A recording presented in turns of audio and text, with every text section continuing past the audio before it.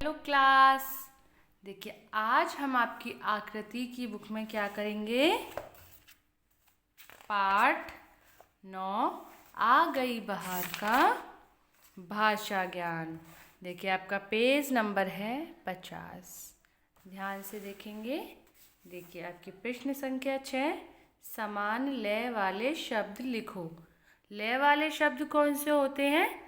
जैसे जिनकी जो आप जब आप उन्हें बोलोगे तो वो एक जैसा स्वर आएगा। जैसे कल का जल, पल, है ना, मिल का तिल। उस तरह से देखिए हमें यहाँ लिखना है। जैसे आपका पहला शब्द है का पर फुहार।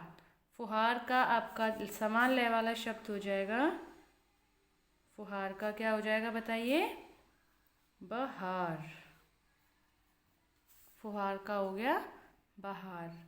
उसी तरह महके, महके का क्या हो जाएगा? चहके। तो बाकी के दो जो है वो खुद करिए, आप खुद कीजिएगा। ओके। प्रश्न संख्या 7, दो दो पर्यायवाची शब्द लिखो। आपको आपके हिंदी व्याकरण का मैं बताया था पर्यायवाची क्या होते हैं। समानार्थी शब्दों को पर्यायवाची शब्द कहते हैं। जैसे अभी आपको बताया था, पानी को हम जल भी बोलते हैं, नीर भी बोलते हैं, यानी एक ही चीज़ के नाम हैं। तो उसी तरह वन के दो और नाम लिखने हैं। जैसे यहाँ हो जाएगा जंगल। जंगल मतलब भी वन होता है। और दूसरा हो जाएगा कानन। तो ये भी आपके इस वन का ही नाम होता है। अब आया आपका मोर। मोर को हम किस और नाम से जानते हैं? देखिए मोर को हम मयूर भी बुलाते हैं, सुना है ना आपने, और कलापी भी बुलाते हैं। देखिए अब आपका आगे का है ग, तालाब। देखिए तालाब, ताल, ताल का मतलब भी तालाब होता है। और सरोवर का मतलब भी तालाब होता है। इनको हम पर्यायवाची बोलते हैं। ठीक है। अब प्रश्न संख्या 8 देखिए, अर्थ समझो और वाक्य प्रयोग करो। देखिए आपको वाक्य प्रयोग भी करवाए हैं कि अगर आपको कोई शब्द दिया है, उस शब्द को लेकर के आपको एक वाक्य बनाना है और उस वाक्य में वो शब्द आना चाहिए।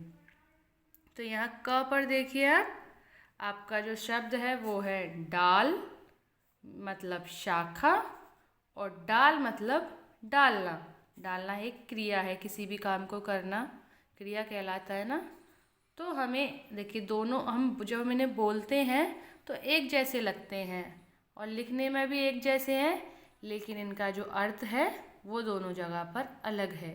पहली डाल का अर्थ है शाखा, यानी किसी भी पेड़ की शाखा जो उसकी होती है ना, जिस पे पक्षियाँ बैठते हैं, उन्हें हम शाखा बोलते हैं। और दूसरा है डालना, यानी किसी भी चीज़ को किसी भी चीज़ के अंदर डालना। तो चलिए इनको लेते हुए हम एक वाक्य बनाते हैं। तो देखिए पहला है डाल। तो इस डाल को लेते हुए हम बताएंगे, डाल पर पक्षी बैठते हैं। देखिए इस वाले वाक्य में डाल शब्द आया ना। देखिए हमने इस डाल को लेते हुए डालना नहीं बनाया ना, क्योंकि यहाँ पर इसका अर्थ है शाखा। शाखा पर पक्षी बैठते हैं ना। उस तरह आपका दूसरा है डालना, यानी कि गिलास में दूध डाल दीजिए। देखिए यहाँ पर भी डाल शब्द आया। तो इस तरह से आपको दोनों के अंतर को समझते हुए एक वाक्य यहाँ बनाना है। ओके। तो अब आपका होमवर्क ये है, आपको पृष्ठ संख्या 50 पर प्रश्न संख्या 6, 7, 8 अपनी किताब में ही करना है।